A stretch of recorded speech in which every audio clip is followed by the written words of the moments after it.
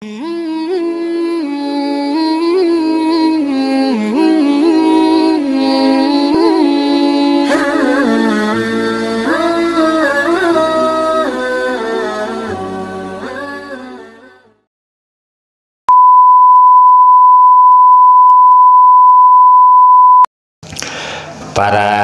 ibu, para wargi sadayana, dina kesempatan ieu urang ngupingkeun kana salah sahiji dauhan seorang aulia, seorang kakasih Allah, Syekh Ibnu Athaillah dina kitab Hikam halaman ke-7. Anjeunna sasauran kieu, layakun ta'akhuru amadil ato ma'al ilha'i fid du'a mujiban liya'sika bahwa dominalaka al-ijabah bima yahtaruhu laka la bima tahtaru li nafsika wa fil waqtil ladzi yuridu la fil waqtil ladzi turidu. Saur anjeunna ulah kabuktian di akhir kenana waktu pamere sarta kekehna anjeun dina ngadoa ngamistikeun anjeun jadi putus asa. Sabab Allah anu nanggung jawab karena ijabah pikeun aranjeun dina perkara anu Allah milih pikeun anjeun, lain dina perkara anu anjeun milih pikeun diri anjeun. Jeung dina waktu anu Allah ngersakeun, lain dina waktu anu anjeun mikahayang. Maksudna Bu,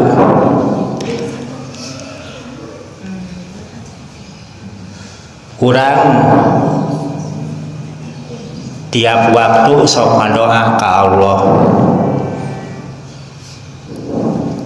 teu siang teu wengi, minimal sabar darek saya sholat anu 5 waktu urang ngadoa ka Allah. Urang nyuhunkeun ka Allah, boh nyuhunkeun anu patula patali jeung urusan dunia, atanapi nyuhunkeun anu patula patali jeung urusan akhirat.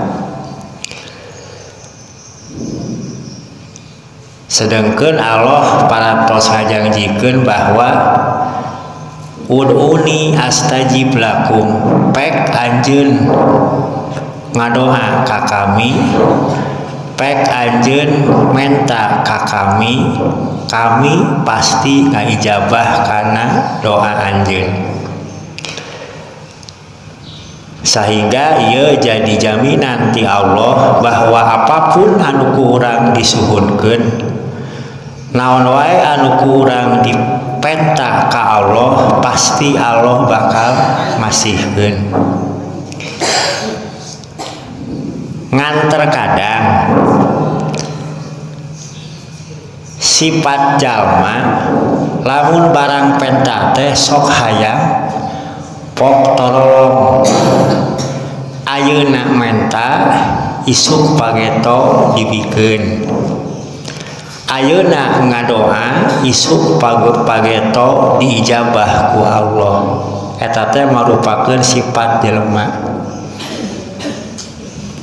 Sehingga ketika telatna ijabah ti Allah,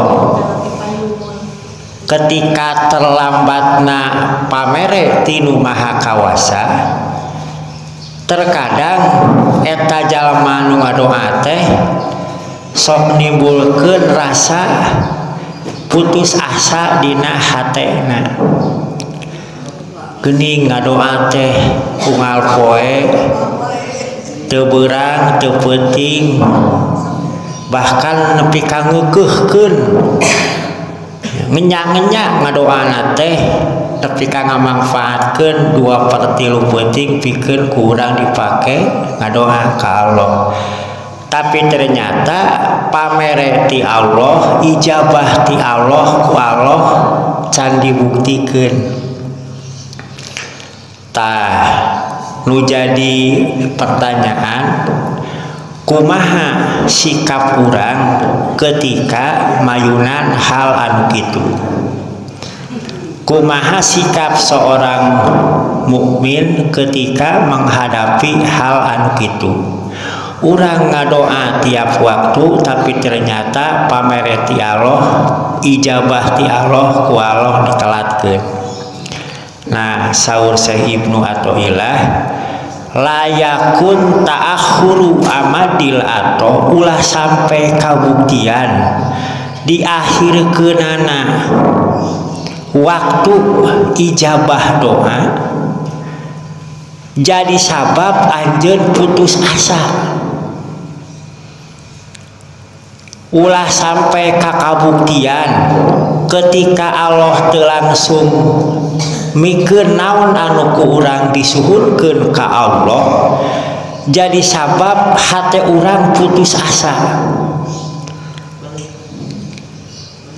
Nah make jeung kitu ulah sampai ka urang diri putus asa sabab saur anjeunna bahwa dominal ka Allah nu nanggung jawab kana ijabah doa.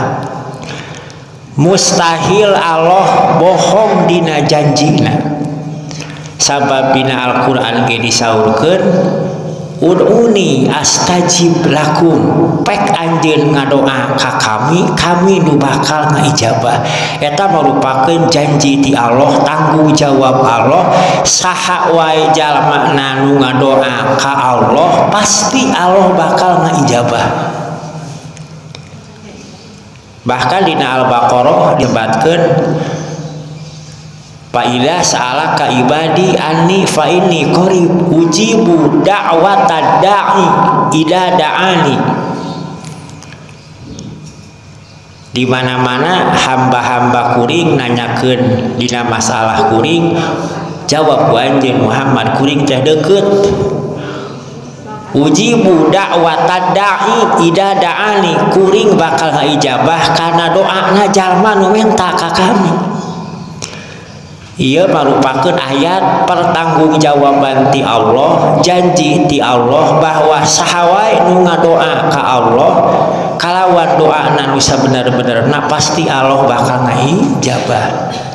Tah urang teh sing tenang ku janji Allah anu ieu.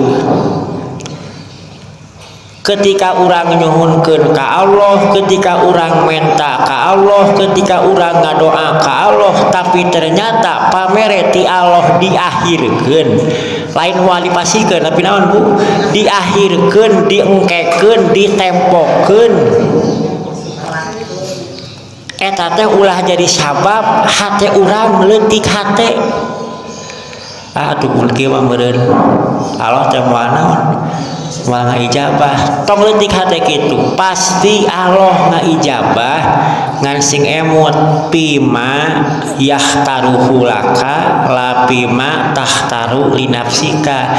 Ngaijabahna teh dina perkara nu ceuk Allah alus pikeun urang, lain dina perkara nu ceuk urang alus.